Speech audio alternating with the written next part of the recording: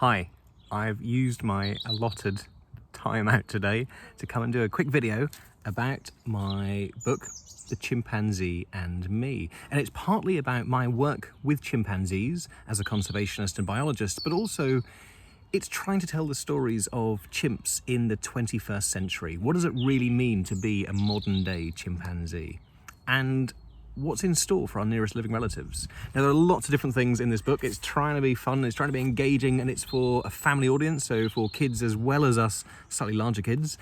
And I just want to read a quick clip, or a quick snippet, to give you a taste of what it's like. So on one day, myself and Jenny Desmond, a wonderful friend and colleague who runs a sanctuary out in Liberia Chimpanzee Rescue and Protection. And Jenny and I had just finished going on a raid with a bunch of local police to confiscate a very small and very scared little chimpanzee who'd been taken from her mum in the wild and sold as a pet. And we were just ready to leave when this happened. We have Star. She's clinging to Jenny. The confiscation has gone well. It isn't the international gang of wildlife crooks we had heard it might be, but regardless, an arrest had been made and a chimp had been confiscated. Bonus points for no cobras. But here we are, running between buildings again. The group split up, following a guy who I didn't know is definitely with the police. As we run through the fierce African sun, some kids wave and smile at us, others start to cry. Two old men sitting on a step look up at us with an expression of contempt. I wonder what we must look like in this community. Undercover cops and outsiders carrying a baby chimp streaming through their usually quiet streets.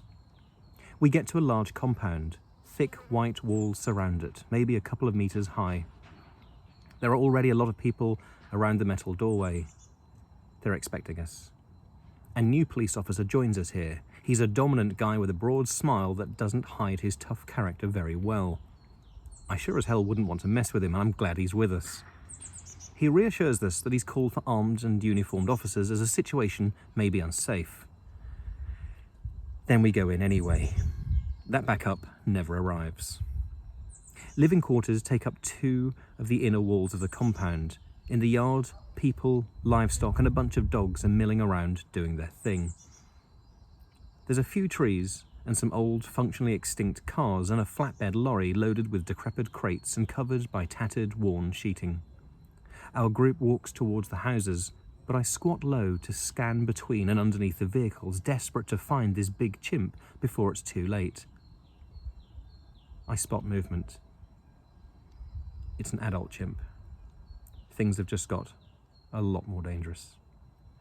He's chained by the neck to a tree and is sitting on the ground. He hollers at the sight of us, bursting through into the compound. It's a holler hard to describe unless you've heard it before, like the raucous wail of a pantomime dame, trailing off into loud, gurgling stops and starts. It sounds like a terrible imitation by a man who has never heard a primate in distress before, but is giving it a go nevertheless. It's a sound I've heard in the wild when an adult chimpanzee is being attacked or aggressively picked on by another, bigger chimp. A sound designed and tailored to be as pitiful as possible in order to elicit the aggressor to stop. It's a male.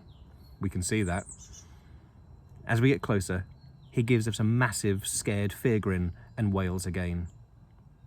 Broken bottles of cheap alcohol surround him, and there's a long, thin cane lying just out of his reach. The booze is there to subdue him when he's noisy, and the stick for the beatings when the drink won't shut him up.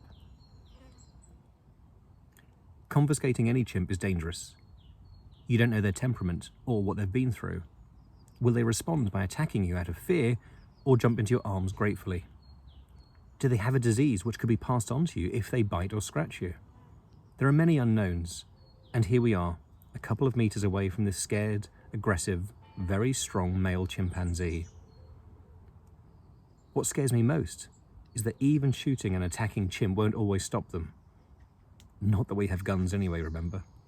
Here's hoping everything calms down soon.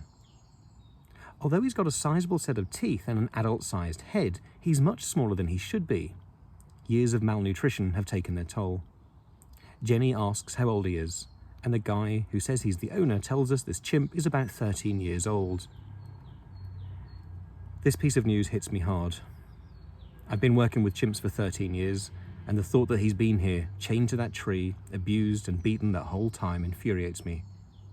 And although I'm not a violent person, in that moment, I want to grab that long, flexible cane myself. Jenny asks what his name is.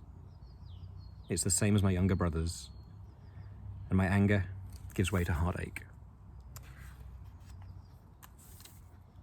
Suddenly, the chimp lunges at Jenny and me, completely unaware that we want to help him. Stronger than both of us put together and fueled by fear, he's as dangerous as a lion right now. He screams, exposing large canines, his steel, hard arms rushing towards us.